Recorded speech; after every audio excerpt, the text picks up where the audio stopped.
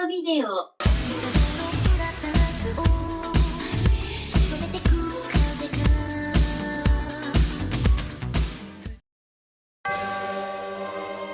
In the most distant of human history's distant past, the whole of humanity had one language. One common... Wait, hang on. Hang on a sec. Didn't I already do this intro? Ah, yes, my mistake. Got my notes out of order. Hang on. Okay, Lupin III.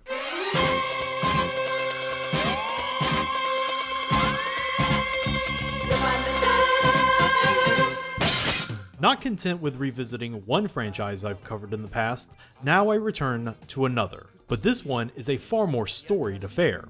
We've already gone over the history of Lupin III and how it culminated in Hayao Miyazaki's first true directorial debut, The Castle of Cagliostro, a sprawling heist film of epic proportions built to be the final word on the character. We've also talked about the cinematic outing that came before, 1978's Mystery of Mamo. The exact opposite of Cagliostro, the goal of the film was to eschew the dashing romanticism that Miyazaki gave the character and return him to his manga roots as a comically seedy villain protagonist pitted up against a worse evil. Both are critically acclaimed outings with the characters, and figuring out which one is better all comes down to what you are looking for in your Lupin III journey. Do you want your Lupin to exist in this gritty comic book world with helicopter chases, clones of Hitler, and Henry Kissinger? You go with Mamo. If you want your Lupin to pull heist on evil aristocrats within lavish ornate castles nestled in the European countryside and maybe saving a girl in the end, you go with Cagliostro.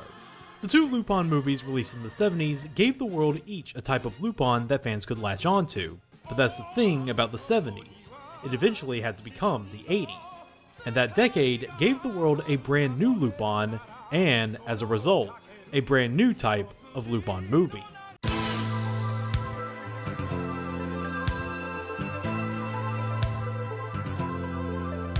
Start spreading the news. Lupin and the gang have arrived in New York City. But our favorite band of thieves aren't there to see the sights or party their asses off.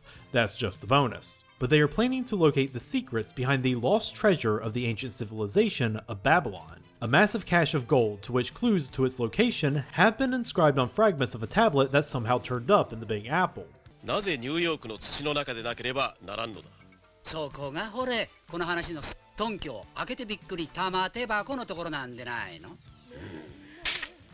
Lupin is, naturally, not the only one seeking out this mysterious treasure. On one side, he has a young hotshot mafioso, Marciano. His father was one of the first to discover the tablets in the first place, so he believes that whatever treasure gets unearthed should rightfully be his property, and he's gonna rub out any interlopers like Lupin by any means necessary. ルパンもこれと同じのを何枚か集めてるのよ。バビロンの黄金のこともあなたのパパのこともよく調べて知ってるのよ。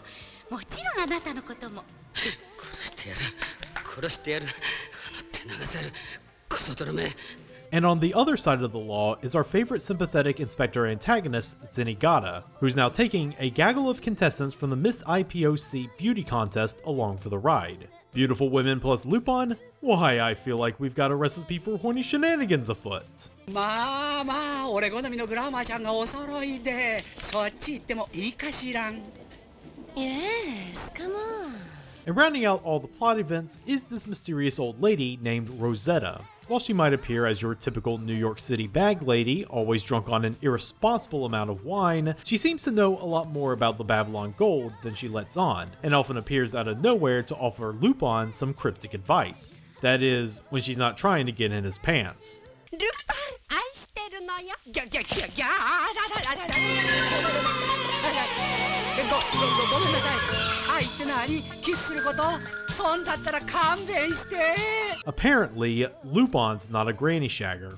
1985's Lupin III, The Legend of the Gold of Babylon, is one of the more divisive entries in the Lupin franchise from one of its most divisive eras. That's right, y'all. We're gonna be talking about 80s Lupin, or to use the more historically accurate term, Pink Jacket Lupin. For a while, the Pink Jacket era of Lupin was a pariah among Lupin fans. We'll get into why in just a minute here, but you can feel the temperature towards it when you look at the reviews anime fans gave this movie back in the day. But nowadays, it seems like the Pink Jacket chapter of Lupin III has gone through a reappraisal of sorts. People have admitted that they were more used to the interpretation of the Green and Red Jacket eras, that the Pink Jacket era felt off-putting, and now they've accepted it on its own terms. But does that include this movie? A movie that, by all accounts, embodies the Pink Jacket era's best and worst excesses. Well, grab your Fujiko Mine Dakimakuras, kids. We're gonna see if the Legend of the Gold of Babylon glitters or is not gold. ああ苦労は絶えないって。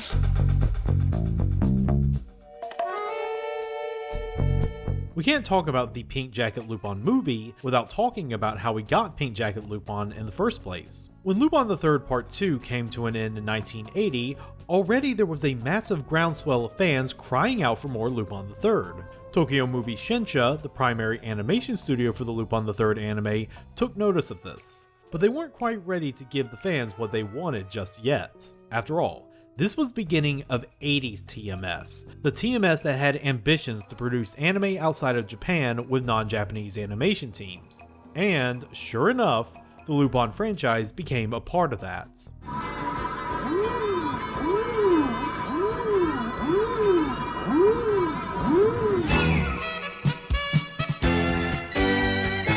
Lupin VIII was a planned collaboration between TMS and French animation studio Saban International Paris, a subsidiary of a production company ran by soundtrack composer turned businessman slash future scourge of tokusatsu fans, Hayao Saban. The gist of Lupin VIII was building on the series' conceit of imagining the original Arsène Lupin's descendant and have us imagine what our Lupin's descendant would look and act like.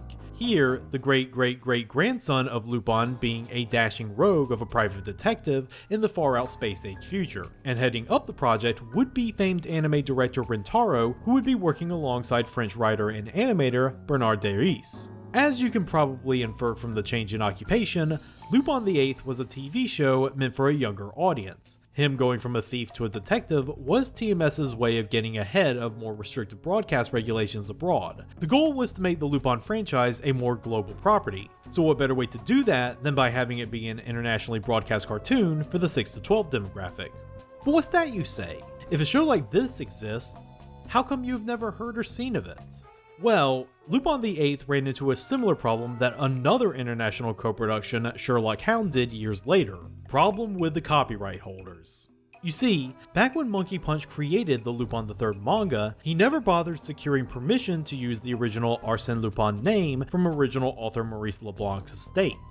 This wasn't a problem in Japan initially, but as the Lupin franchise got bigger globally, LeBlanc's estate would occasionally make some noise over this issue. It's largely the reason why, for a while, Lupin was referred to as Wolf in various markets, including America. Neither the Japanese nor French production teams consulted with the estate, so when LeBlanc's heirs caught wind of this, they wanted a lot of money. And by a lot, I mean an amount of money neither side of the animation team could reasonably afford. So production of Lupin VIII was shut down with only 6 episodes completed. Said episodes never ended up making it to broadcast and it became a phantom work. We only have footage of these completed episodes due to them being part of 2012's Lupin III master file. With production getting the kibosh, the Lupin VIII team split into 2 factions. The French side of the production would end up going to make the show Inspector Gadget. For more information on how that happened, please check out Poparina's video on the subject, while the Japanese side, still all geared up to make a Lupin series, heeded fan demand and decided that now was the time for more Lupin.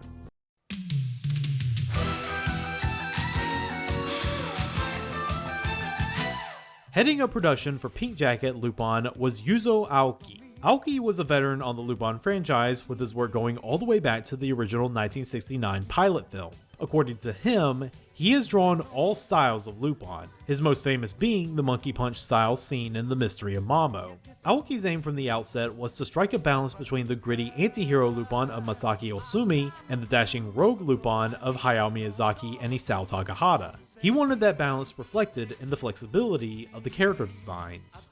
I am considering breaking them into 3, a hard Lupin, a soft Lupin, and a comical Lupin. Then, depending on the script, the director can have the animators draw according to one of the 3 patterns. There are 3 personalities, so I have to divide myself up into 3 different animation directors. That's what I've been thinking about, like Neapolitan ice cream. This is largely why the designs for all the main casts of Lupin, Jigen, Goemon, Fujiko, and Zenigata are also elongated in pink jackets. Sometimes they'll go for the more serious and gritty designs as explained above, but for most of the series, especially in the back half, they really lean into the comical manga-inspired designs. As for why pink for the jacket, that was a compromise. Aoki wanted Lupin to wear a white jacket to give him even more of an 80s flair, but the production head still wanted Lupin's jacket to be red because if it ain't broke, don't fix it. The color chosen allowed them to meet in the middle, and it also gives Lupin his own standout identity. That identity? Cartoon character.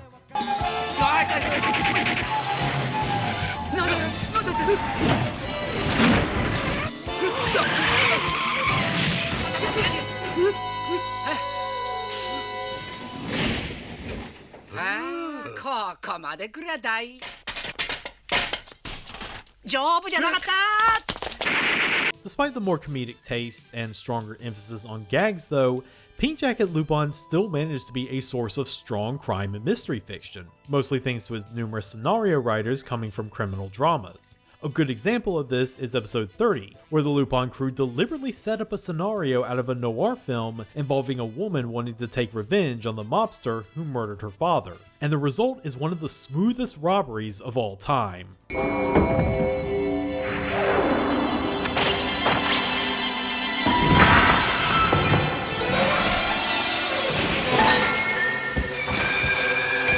Now, it's important to consider this. While Pink Jacket was a far more divisive sequel outside of Japan, it was actually a hit in his home country. Originally, the plan was to only make 26 episodes, but the positive reception far outpaced TMS's expectations, and an additional 26 episodes were ordered.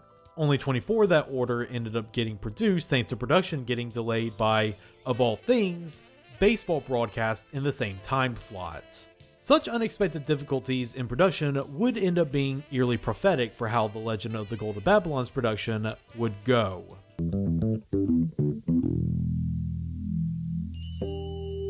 Okay class, so if you've been keeping up with the lectures, you probably have some inkling for how the production of Babylon turned out. We've hinted at it before, but now we get to talk about the whole story. When Pink Jacket Lupin III began to air in the summer of 1984, the immediate surge in popularity gave TMS the green light to make another film. At first, Hayao Miyazaki was approached to come back for another round of directing Lupin, despite him having said goodbye to the character in both TV and movie form. No doubt Miyazaki met such an offer with the kindest and most understanding of declinations, but even if he was totally down to return to the franchise that gave him his big break, he was right in the middle with Nausicaa at the time. Plus, Miyazaki has gone on record stating that, while he might have ideas for more Lupin, he doesn't have the confidence to execute them because, in his words, Lupin is a young man's franchise. Miya-san did however direct TMS to another bright young up-and-comer in the industry, Mamoru Oshii. Oshii's ideas for his Lupin movie were incredibly ambitious. Character designs would be done by Yoshitaka Amano. Lupin would be portrayed as an older and more depressed Lupin who feels like his life has no meaning after stealing everything there is to steal. And the plot would revolve around a mad architect who builds a brand new Tower of Babel in the middle of Tokyo and ends his life by jumping off of it after completion. Other plot elements include a young girl who is stuck in said tower, and the target of Lupin's thievery being the fossilized skeleton of an angel. But here's where it really gets good. At the end, upon coming face to face with the angelic fossil, Lupin has an epiphany. The skeleton symbolizes the concept of fiction. Lupin then realizes that he is a fictional character, and thus doesn't really exist. Upon realizing he is stealing the concept of fiction and thus the very fabric of his own reality, Lupin transcends his existence, and the movie ends with Tokyo being destroyed in a nuclear explosion. You can see why the production staff ultimately didn't go with this. Despite the Lupin movie being 6 months along in production, Oshii's idea for the movie were too inscrutable for the producers, so he ended up being booted off the project, which allowed him to reforge those ideas into his future movies Angel's Egg and Patlabor the Motion Picture. Replacing Oshii would be Shigetsugu Yoshida, an industry vet with credits dating all the way back to the 50s, and Seijun Suzuki, a legendary influential auteur filmmaker who worked primarily in the Yakuza genre of films, with highly regarded masterpieces like Tokyo Drifters and Branded to Kill being among his best works. He was just coming off a 10-year blacklist after suing his studio for wrongful dismissal. Duties were split among the two men, with Yoshida doing the lion's share of the work with the drawing and boarding part of directing an animated film, while Suzuki mostly acted as a consultant, giving Yoshida and his animators advice on how to make these disparate pieces of the failed Oshii plot flow together into one singular whole. Screenwriter Yoshio Urasawa, then an industry newcomer, was hired to piece together what was left of Oshii's failed Lupin film into something more palatable. By the time he was able to do that, though, the production only had 2 months to meet their deadline. According to one anonymous animator, the day-to-day operations on The Legend of the Gold of Babylon was 4 hours sleep, 1 meal, and no breaks. Everything else was devoted to finishing that movie. In fact, it only really got completed on time thanks to the animators from the TV production, which included Aoki, coming in to assist because their production was stalled out due to the baseball delays. Thank you, Yomiuri Giants. Through the power of crunch time and workers' rights violations, The Legend of the Gold of Babylon was able to make its deadline and its premiere into theaters on July 13th, 1985. So what do we think about it?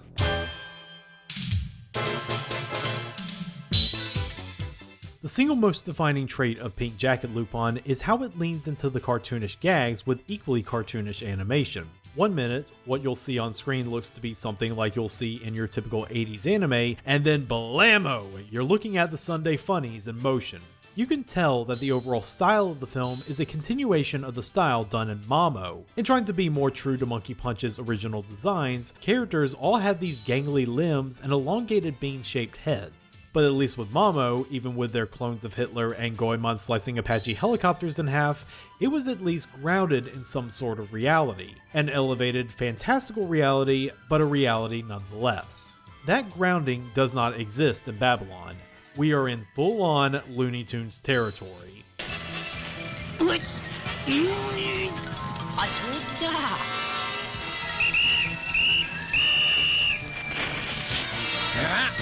なんだ。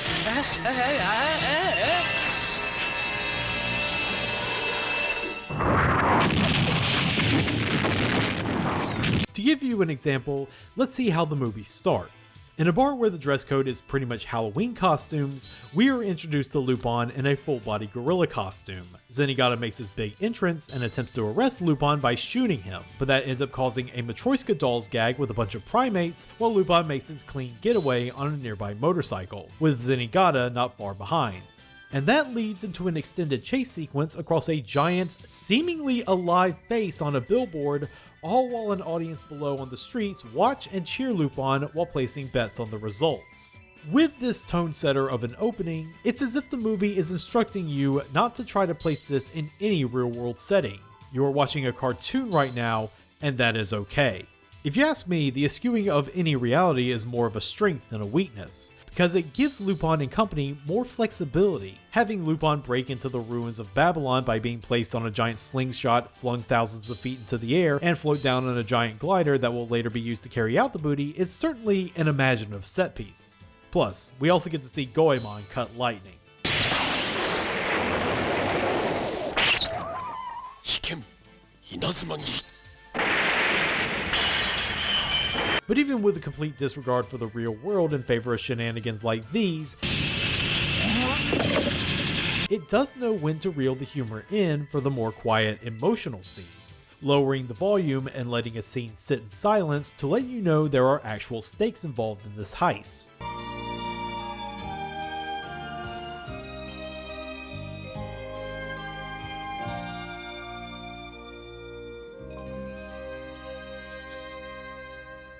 Helping the animation along is the always welcome brass tones from staple composer Yuji Ono. After the mostly calm atmospheric sounds of Cagliostro, he's back to bringing true bombast to the heist hijinks on screen, complementing the chicanery.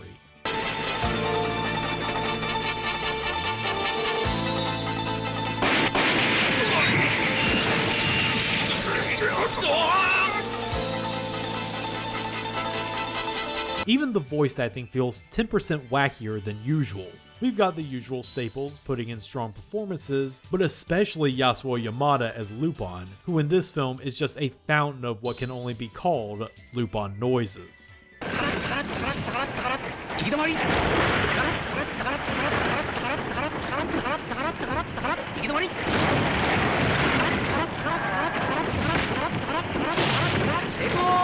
But a special shout out needs to be given to one of the newcomers, Toki Shiozawa, in her performance as Rosetta. Shiozawa is more known in Japan for her survival against a bout of tongue cancer in her 20s, followed by her surviving breast cancer years later. Neither brushes with the disease ever really affecting her acting career, although the tongue cancer did make it so that she had to wear dentures at age 30.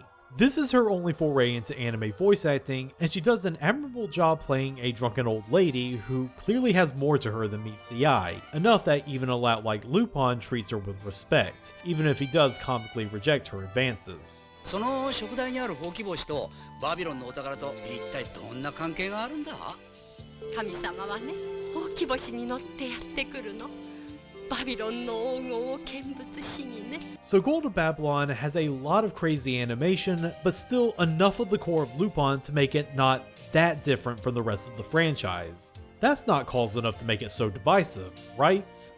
Well, if you thought the animation was wacky,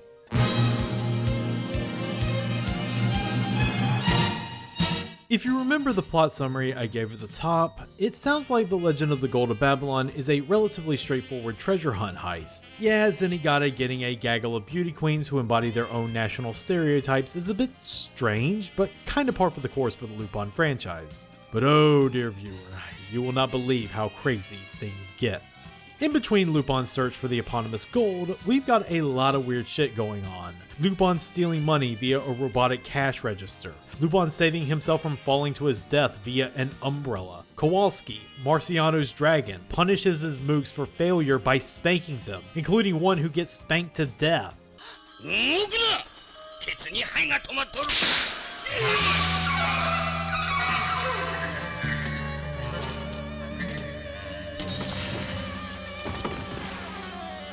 A cartoony story for a cartoony animated movie.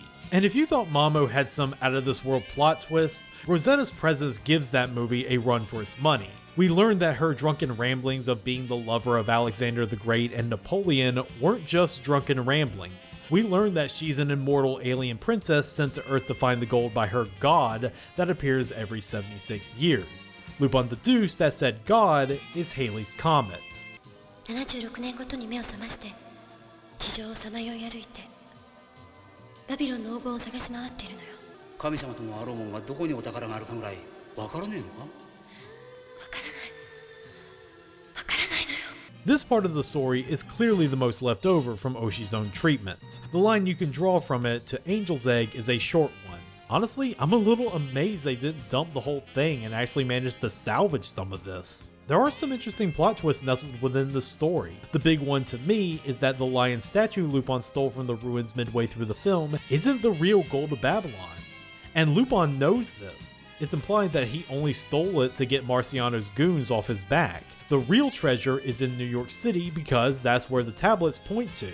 Did Lupin decipher the tablets? No, the tablets are completely illegible. Lupin only knows the location of the real gold because of the distribution of where the tablets were scattered, suggesting that the original was dropped from a great height. This leads to the discovery that the original Tower of Babel is under Madison Square Garden as it ascends to the sky. This is where we fully learn of Rosetta's true space heritage, and she thanks Lupin for helping her find the gold and allowing her to return home, but not before telling Lupin that he did what even Hitler couldn't accomplish.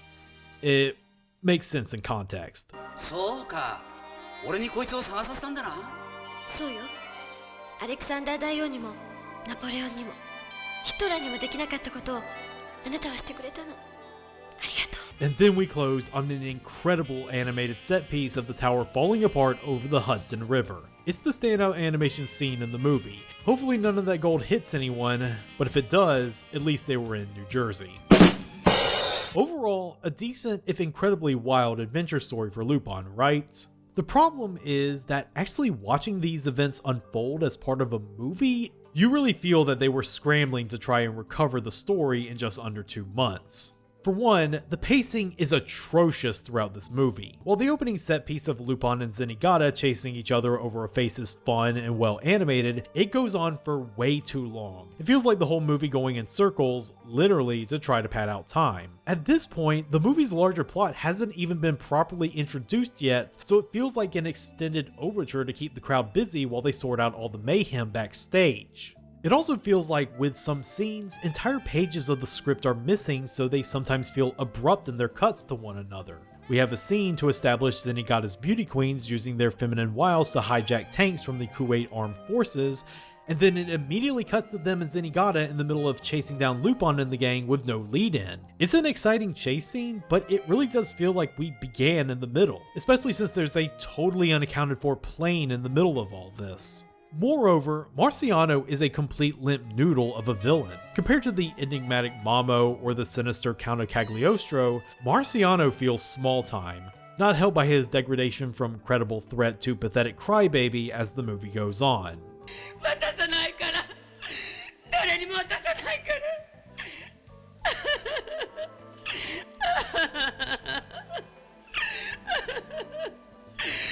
Mama! And then he's killed by Kowalski because he wants to usurp the position of Big Bad for some reason. A position he doesn't hold on for long as he's done in by, of all things, a pack of exploding cigars.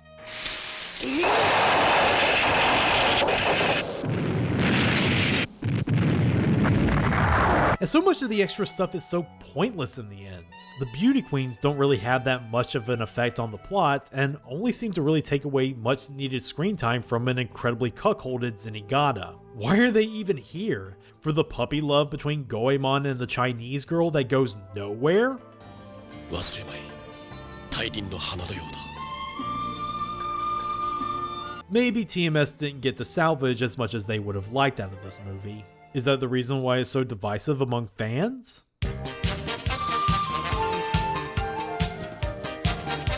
There's certainly a lot to dislike about The Legends of the Gold of Babylon. Its messy plot, its poor pacing, the fact that one of the villain's henchmen is a Chinese guy who can only say the words, "Me kill Lupin." Ugh. But I don't think that's why people dislike Babylon or even Pink Jacket as a whole. In researching this video, I heard many stories from people saying that American anime fans absolutely hated Pink Jacket Lupin. At the time in the old school anime fandom, people's familiarity with Lupin were with the Green Jacket Lupin films like Cagliostro or the Fuma Conspiracy. What defines both of those films is that they are well animated works of cinema, but they are well animated in a way that's very typical of anime.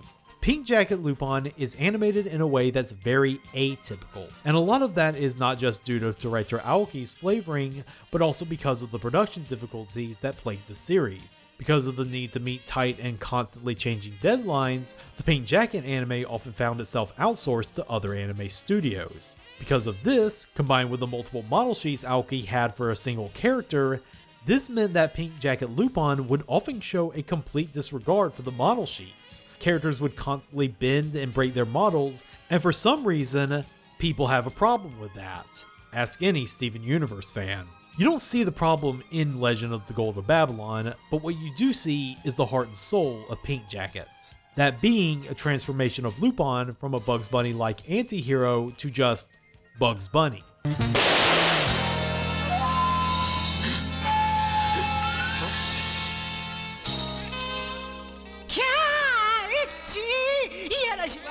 And I think that's what really stuck in the craw of many anime viewers back in the day. You see, the reason why a lot of Americans picked up on anime back in the 90s and 2000s was because it was this brand new frontier of animation. By this time in America, a lot of the styles and tools of the trade had been around for so long that they were rarely played straight anymore. People were seeking greater thrills, and the then burgeoning anime market, both official and unofficial, provided that for them.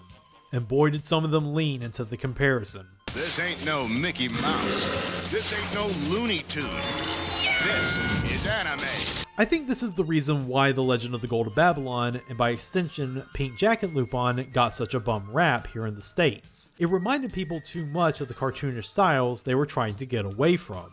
But things change. I've noticed that a lot more people have come around to both Pink Jacket Lupin and Babylon. For one thing, anime rarely looks like this these days. The madcap artistry on display makes this chapter of Lupin's history a real one-of-a-kind feat. But also, Pink Jacket is the last natural Lupin series, a series that exists as its own thing in the Lupin canon, unburdened by a self-referential legacy like future Lupin anime.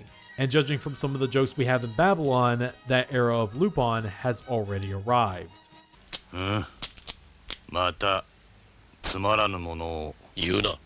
It's good that people have come around to the Pink Jacket era of Lupin III, but should people come around to the Pink Jacket movie?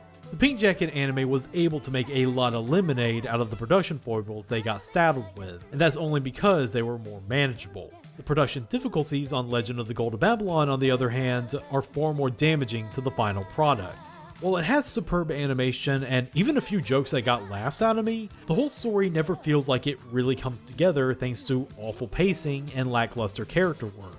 But considering this entire movie was rescued from the brink of Mamoru Oshii's Tourism Gone Mad, we do have to give it some props for turning out as well as it did. Would that make it worthy of seeking out? Look, it's great to look at, but for a full cinematic experience, you would get a lot more out of the previous two movies than you would with Babylon. It's merely a curio in the vast Lupin filmography. Watch it if the art piques your interest, but don't expect the moon. The Legend of the Gold of Babylon and its production are the epitome of this rocky era for the Lupin III franchise. It could have easily been worse though, and the animators have earned credit for doing their best with a troublesome situation, even if what spun out of it wasn't gold.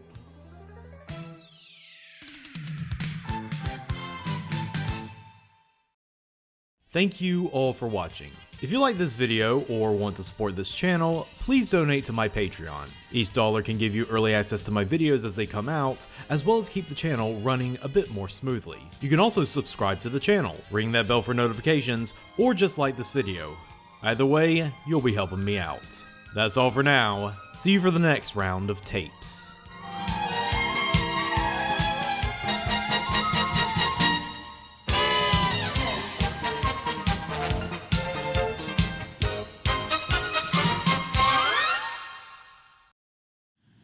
ところでゴエモン、このザクどうやって使うんだ？う